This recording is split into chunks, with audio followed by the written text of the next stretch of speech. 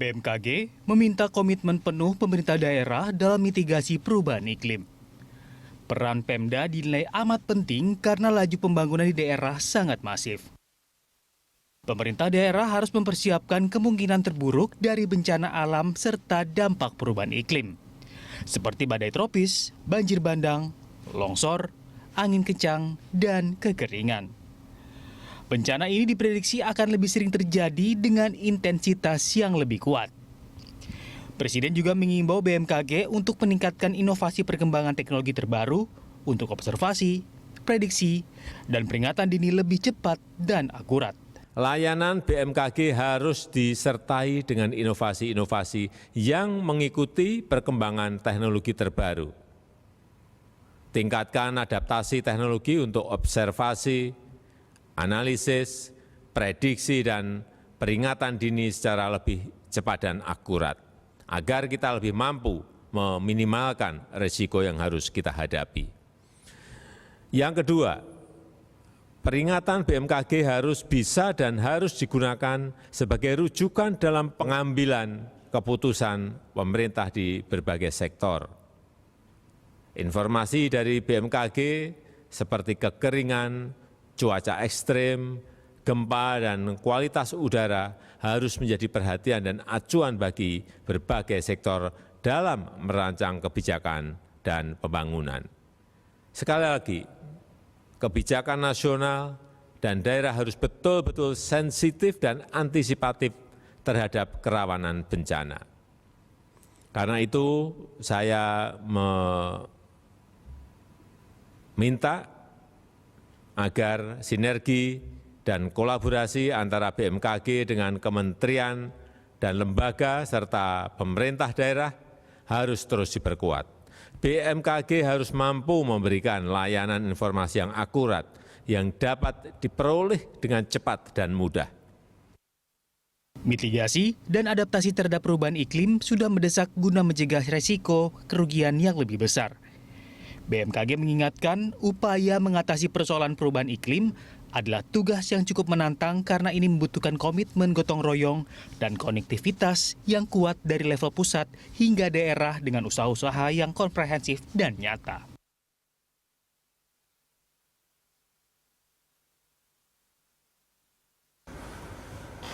Pemirsa, Badan Meteorologi, Klimatologi, dan Geofisika BMKG meminta komitmen pemerintah daerah dalam mitigasi bencana dan adaptasi perubahan iklim. Pemerintah daerah harus mempersiapkan kemungkinan terburuk dari bencana alam serta dampak perubahan iklim.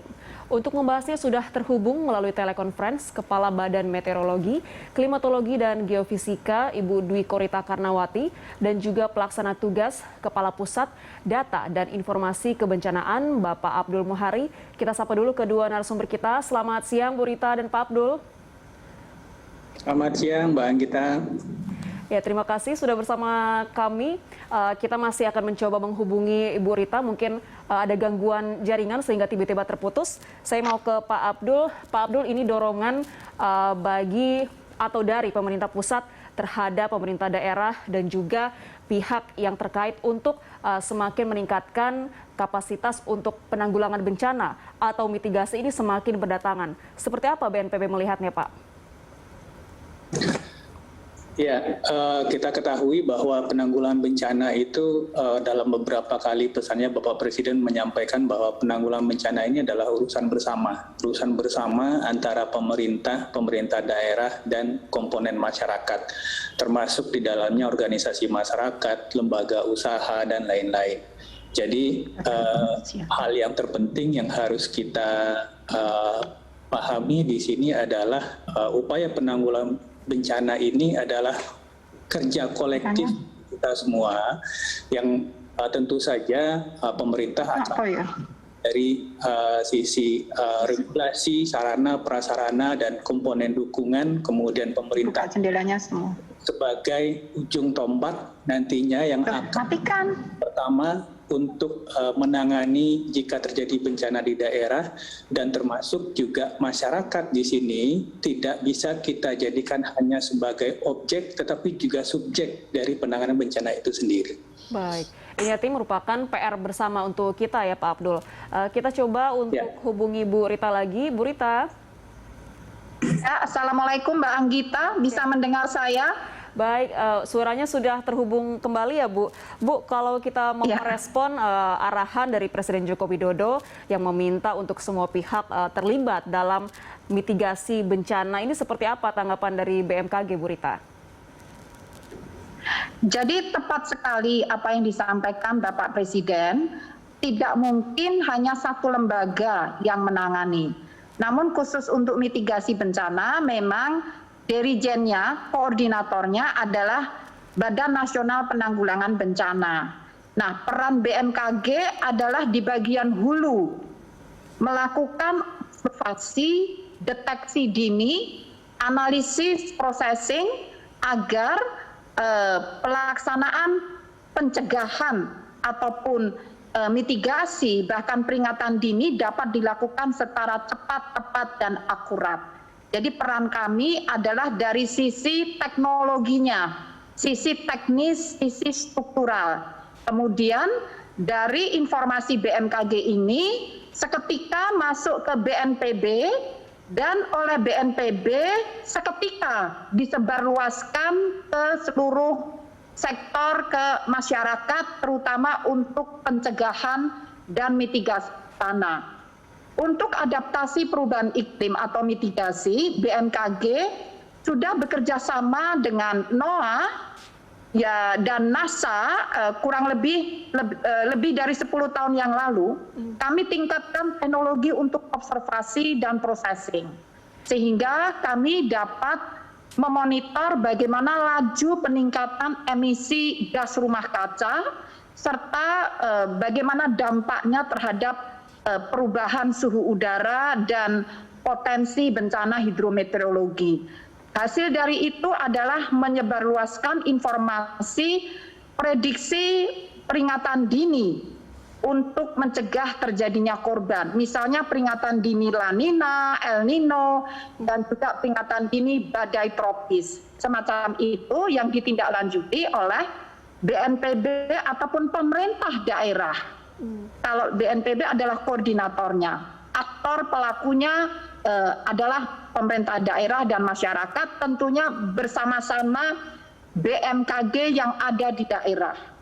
Jadi sinergitas dan konektivitas harus terus dijaga, diperkuat. Demikian, Mbak. Baik, Bu Rita, kalau kita lihat perubahan iklim ini dampak negatifnya adalah nyata ya Bu, dan terasa. Ini bencana apa saja yang paling besar ditimbulkan oleh dampak dari perubahan iklim ini, Bu? Yang pertama, kita melihat cuaca ekstrim dan anomali iklim itu makin sering terjadi. Contohnya El Nino, La Nina. Umumnya di masa lalu terjadi periode ulangnya 5-7 tahun, bahkan kadang 10 tahun. Saat ini menjadi lebih sering, 2-3 tahun. Akibatnya apa? Bencana hidrometeorologi, yaitu banjir, banjir bandang, longsor, ya, kekeringan yang panjang, itu menjadi lebih sering terjadi, hampir setiap 2 atau 3 tahun. Di masa lalu itu 5 tahun, 7 tahun, itu dampak yang paling nyata. Contoh lain, badai tropis. Seharusnya badai tropis itu tidak menembus masuk zona tropis. Akan buyar ya, akan luruh apabila memasuki lintang 10 derajat, lintang utara selatan. Saat ini, akibat dari perubahan iklim, menjadi bisa masuk sampai wilayah Indonesia. Jadi demikian. Baik, ini artinya memang akibat adanya anomali perubahan iklim. Iya, Bu Rita. Mohon maaf, bisa terdengar? Bisa. Ya, jadi menanggapi penjelasan Anda bahwa dampak dari perubahan iklim ini terus memunculkan berbagai macam bencana di seluruh Indonesia. Saya mau tanyakan ke Pak Abdul, bagaimana dengan peta risiko bencana yang dibuat oleh BNPB, Pak, dengan adanya ancaman bencana akibat dampak dari perubahan iklim ini? Daerah mana saja yang paling berisiko untuk terdampak? Baik, terima kasih Mbak. Melanjutkan keterangan dari Ibu Kepala BMKG tadi, jadi ketika kita melihat historis kejadian bencana yang ada di Indonesia, dari 5 tahun terakhir, itu 99% itu adalah climate induced disaster. Artinya bencana yang paling sering terjadi di Indonesia itu adalah bencana hidrometeorologi. Nah, ketika kita petakan lagi daerah-daerah mana saja yang paling sering terdampak bencana atau yang paling sering terjadi bencana hidrometeorologi ini, data kami di BNPB dalam 5 tahun terakhir ini selalu ada 5 atau 6 provinsi yang paling sering kejadian bencana hidrometeorologi. Umumnya adalah banjir, banjir bandang, tanah longsor, cuaca ekstrim. Itu di Sumatera ada di Aceh, kemudian di Jawa itu Jawa Barat, Jawa Tengah, Jawa Timur, Kalimantan itu Kalimantan Selatan, dan Sulawesi itu Sulawesi Selatan. Artinya daerah-daerah inilah sebenarnya yang menjadi prioritas kita, karena kalau kita berbicara bencana hidrometeorologi, itu aspek keberadaan manusia dalam meningkatkan aspek vulnerability-nya, kerentanannya itu sangat besar. Sehingga perlu kita lihat lagi tata ruangnya, kemudian pola konversi misalkan dari hutan alam menjadi pemukiman, menjadi tata guna lahan yang lain, itu harus kita lihat bersama. BNPB sendiri sudah menyediakan peta risiko seluruh Indonesia berbasis provinsi dan kabupaten kota, tidak hanya ada di laman inaris.bnpb.go.id, tetapi juga tersedia dalam bentuk aplikasi. Jadi masyarakat bisa menilai sendiri di daerah mereka, di lokasi mereka, itu berpotensi terjadi bencana apa saja. Sehingga ini kami harapkan menjadi informasi awal bagi masyarakat, misalnya, oh ternyata di tempat tinggal saya itu potensi risiko tinggi banjir, atau potensi risiko tinggi tanah longsor. Sehingga ketika ada peringatan dini cuaca dari BMKG, bisa bersiap ketika misalkan hujan deras terjadi setengah jam atau 1 jam berturut-turut, mungkin saya harus berpikir untuk keluar rumah untuk evakuasi dulu sementara. Kira-kira mungkin demikian, Mbak. Baik, artinya peta risiko kebencanaan ini terus diupdate dan juga bisa diakses secara luas oleh masyarakat ya Pak, untuk mengedukasi diri terkait dengan mitigasi kebencanaan. Pak Abdul dan Bu Rita, kita masih akan lanjutkan dialog kita usai jeda. Pemirsa, tetaplah bersama kami.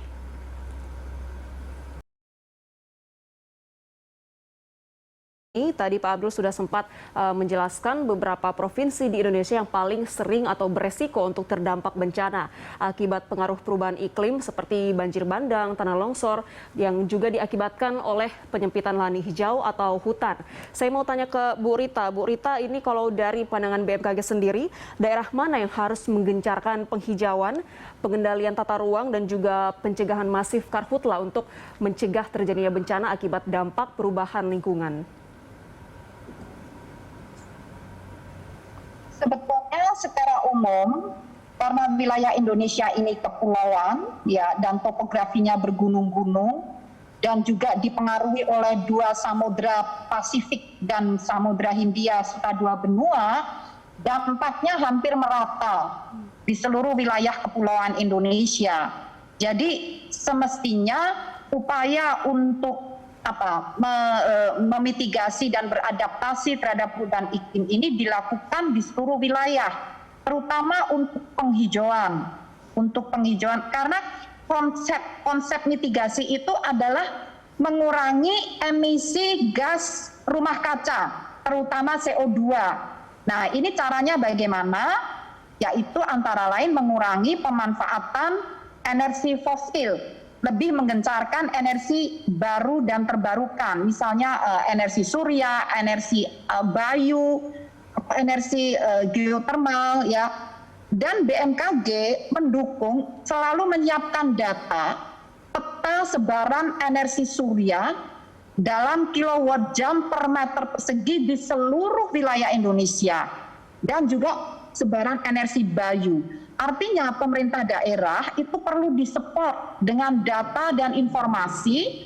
Dengan mengetahui kapasitas energi tersebut, maka dapat disusun perencanaan pembangunan yang lebih tepat dan akurat. Kemudian penghijauan ini mestinya juga di seluruh wilayah, terutama yang lahannya sudah mulai terbuka. Apalagi juga rawan bencana tsunami di sepanjang pantai ini. Dan juga upaya untuk menerapkan tata ruang lestari. Jangan sampai lahan yang rawan tsunami, pantainya terus penambangan masih berlangsung terus tanpa kendali. Nah, ini bahayanya berlipat-lipat. Bahaya akan mudah diterjang tsunami dan juga bahaya terhadap dampak dari perubahan iklim. Karena dampaknya tuh juga kenaikan muka air laut. Sehingga kalau selalu ditambang pantainya, tidak ditambang pun air laut naik ya, apalagi ditambang. Sehingga sepatutnya seluruh wilayah Indonesia secara masif, terutama yang sering mengalami karhutlah, segera melakukan penghijauan, segera mengurangi emisi gas rumah kaca, mengurangi penggunaan energi fosil, dan juga menjaga lingkungan lestari. Demikian. Baik, artinya untuk perihal penghijauan ini tidak hanya dilakukan di dataran saja, namun juga di pesisir pantai. Dari puncak gunung sampai ke pantai, ya. Baik, seluruh wilayah, demikian. Baik, saya mau tanya ke Pak Abdul. Pak Abdul, kalau Anda melihat untuk upaya penanggulangan bencana seperti untuk melakukan penghijauan untuk mencegah terjadinya longsor ataupun banjir, ini seperti apa Pak mitigasi yang dilakukan oleh pemerintah di daerah? Sebenarnya yang ada kejadian menarik juga bulan Juli ini yang kami amati dari data laporan dari daerah kepada BNPB bahwa sebagai dampak mungkin dari perubahan iklim di 2 provinsi di Indonesia, di Aceh dan Kalimantan Tengah, itu kejadian bencana hidrometeorologi basah, banjir, itu terjadi berbarengan dengan kebakaran hutan.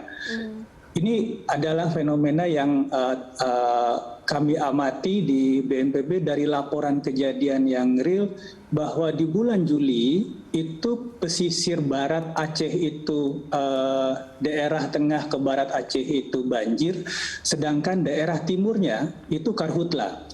Demikian juga di Kalimantan Tengah, daerah tengah ke baratnya itu karhutla, sedangkan tengah ke timur dan utaranya itu banjir. Artinya memang ada dampak-dampak real yang sudah sangat kita rasakan di lapangan ketika kita berbicara perubahan iklim dalam kaitannya dengan climate induced disaster ini.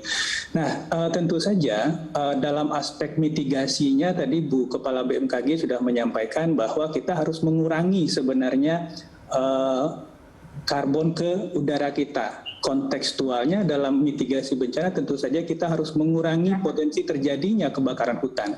Di sisi lain, ketika kita berbicara tanah longsor, banjir, pasti ada konversi lahan dari hutan yang menjadi buffer untuk penyerap air. Ini pun solusi mitigasinya dalam jangka panjang adalah vegetasi. Misalkan yang kita lakukan di Bogor, di Sukajaya pasca longsor sangat besar awal 2020 lalu, kita secara masif mereboisasi sebenarnya dengan kombinasi vegetasi vetiver dengan pohon keras, yang harapan kita dalam jangka panjang nantinya tidak hanya merestorasi lingkungannya, tapi tentu saja berkontribusi nantinya dalam menyimpan karbon dalam kaitannya nanti mitigasi perubahan iklim. Demikian, Mbak. Baik, artinya ini cukup menantang ya Pak, PR yang harus dilakukan dalam upaya merestorasi lingkungan untuk meminimalisir dampak bencana akibat perubahan iklim yang disebabkan oleh perubahan lingkungan. Saya mau tanya ke Bu Rita. Bu Rita, tadi dalam paket pengantar sebelum dialog, Presiden Joko Widodo menyampaikan permintaannya kepada BMKG untuk menciptakan inovasi atau teknologi baru dalam upaya mendeteksi bencana secara dini. Apa respon BMKG dari penyampaian Presiden Joko Widodo tersebut? Tepat sekali yang disampaikan oleh Bapak Presiden, karena memang semangat inovasi ini yang membuat roda di BMKG terus berputar. Terutama diawali 14 tahun yang lalu, kami berinovasi bersama dengan negara yang lebih maju ya, misalnya BMKG-nya Amerika itu NOAA, dan juga dengan NASA, dan juga dengan Japan Meteorological Agency, dan beberapa negara maju lainnya seperti China, terutama untuk meningkatkan teknologi observasi dan sistem monitoring yang artinya untuk meningkatkan daya analitis, resolusinya lebih tajam. Katakan 5 tahun yang lalu atau 10 tahun yang lalu, resolusi perakiraan dan prediksi BMKG itu masih skala provinsi, katakan 100 km persegi. Hari ini kita sudah 3 km persegi, skala kecamatan menuju 1 km persegi skala desa. Nah, inovasi terutama targetnya adalah di resolusi yang harus lebih tinggi, akurasinya di masa lalu masih sekitar 70%. Hari ini prediksi perakiraan akurasi terutama peringatan dini bisa mencapai 90%. Kemudian juga kecepatan informasi ya. Tahun lalu Ya, Bu Rita. Oke. Mohon maaf terputus. Jadi berikutnya adalah kecepatan peringatan dini ya, atau sedini mungkin. Nah, saat ini bisa memberikan informasi untuk peringatan dini, misalnya 3 hari atau seminggu sebelum kejadian, sampai 3 jam sebelum kejadian. Namun itu tidak cukup. Itu harus terus ditingkatkan karena apa? Fenomena semakin kompleks, semakin rumit karena alam Indonesia ini beda dengan negara-negara maju tadi. Kita dipengaruhi oleh 2 benua besar dan 2 samudra besar. Betul. Jadi menurut kami yang disampaikan Bapak Presiden, nadi kehidupan di BMKG. Tanpa adanya denyut inovasi, kami tidak bisa bergerak, tidak bisa memberikan informasi. Jadi terima kasih sekali atas arahan tersebut. Terus kita akan tingkatkan target berikutnya adalah inovasi untuk analisis terintegrasi antara maritim dan atmosfer yang akan mengarah pada bagaimana menjabarkan La Nina, El Nino secara lebih tajam, dan juga inovasi terhadap observasi, monitoring dan prediksi kualitas udara. Karena pengaruh ini tadi gas rumah kaca, kualitas udara, ataupun anomali cuaca dan iklim semakin sering. Sehingga teknologinya tetap terus kami kejar, bekerja sama dengan berbagai pihak, baik di dalam negeri, dengan perguruan tinggi, dengan BPPT, dengan badan-badan asing yang lebih maju. Demikian. Baik, tentunya kita harapkan inovasi tersebut akan segera bisa diaplikasikan ya Bu, untuk mendeteksi lebih awal bencana-bencana. Sebagian sudah ya, betul. Baik. Betul. Baik, Bu Rita dan juga Pak Abdul, kita akan lanjutkan dialog kita di segmen 3 usai jeda.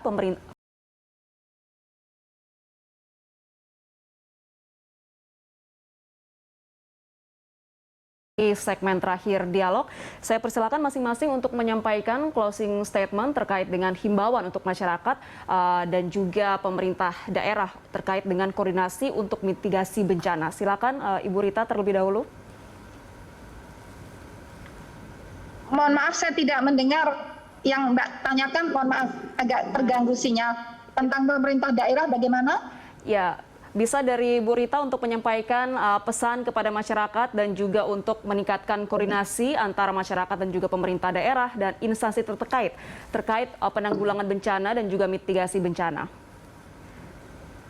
Baik, terima kasih bahwa upaya untuk mitigasi terhadap perubahan iklim global atau lokal serta penanggulangan bencana merupakan upaya gotong royong, bukan tanggung jawab satu lembaga atau institusi, tetapi ini ancaman bersama yang terancam bersama termasuk masyarakat dan ancaman kita semua. Oleh karena itu kita perlu lebih efektif lagi, lebih masif dan intensif dalam melakukan kolaborasi antar pusat dan daerah dan antar kementerian lembaga dan juga dengan berbagai pihak, baik masyarakat, akademisi, media, pihak swasta. Jadi ini sebaiknya menjadi langkah nyata, misalnya sudah dijalankan penghijauan bersama, bagaimana langkah yang lebih nyata lagi, sama-sama menjaga kelestarian lingkungan, sama-sama membangun menegakkan tata ruang yang lestari. Karena kalau tidak kita tegakkan, prediksi BMKG di akhir abad 2001, bila tidak dilakukan mitigasi dan adaptasi yang tepat pada perubahan iklim, kenaikan suhu di Indonesia ini dapat mencapai lebih dari 3 derajat Celcius. Sekarang baru 1, sekian atau belum sekitar 1 derajat Celcius, kondisi ekstrim sudah semakin sering terjadi. Apalagi kalau mencapai 3 derajat Celcius, hampir di seluruh pulau-pulau besar Indonesia, maka kita akan sengsara bersama. Jadi mari kita siapkan masa depan yang lebih lestari dengan kolaborasi gotong royong bersama. Terima kasih. Baik, ini suatu hal yang serius ya Bu, sehingga diperlukan mempererat atau kolaborasi semua pihak dalam melakukan penanggulangan bencana. Terakhir saya ke Pak Abdul, silakan Pak Abdul, pesan yang ingin disampaikan kepada masyarakat terkait dengan mitigasi bencana. Baik, terima kasih Mbak Anggita. Senada dan melanjutkan tadi pesan dari Ibu Kepala BMKG, satu hal yang paling pasti adalah posisi kita dalam penanggulangan bencana itu adalah sama. Kita adalah subjek, kita tidak hanya objek tetapi kita juga subjek. Baik apapun proporsi dan posisi kita dalam pemerintah daerah dan elemen masyarakat. Kemudian hal yang sebagai awalan yang penting untuk kita lakukan adalah kenali potensi bahaya di daerah kita masing-masing. Kenali potensi risiko bencana di daerah kita masing-masing. Ketika kita sudah mengetahui potensi risiko bencana di daerah kita, maka mulailah untuk berpikir bagaimana cara mitigasi dan kontingensi serta kesiapsiagaannya. Mungkin menanam satu pohon di satu keluarga akan sangat berperan nantinya ketika kita berbicara mungkin 50-100 tahun yang akan datang. Pada intinya penanggulangan bencana itu dimulai dari individu, keluarga, komunitas, baru kita bisa bicara sebagai skala nasional. Mungkin demikian, Pak. Baik, artinya ini memang sangat diperlukan partisipasi dari semua pihak ya Pak, tidak hanya pemerintah dan juga instansi terkait, namun juga masyarakat. Kita harapkan ke depannya mitigasi bencana yang dilakukan akan semakin baik sehingga dapat meminimalisir dampak dari bencana yang akan terjadi. Terima kasih banyak Bu Rita dan juga Pak Abdul sudah bergabung bersama kami. Sehat selalu. Terima kasih Mbak Anggita.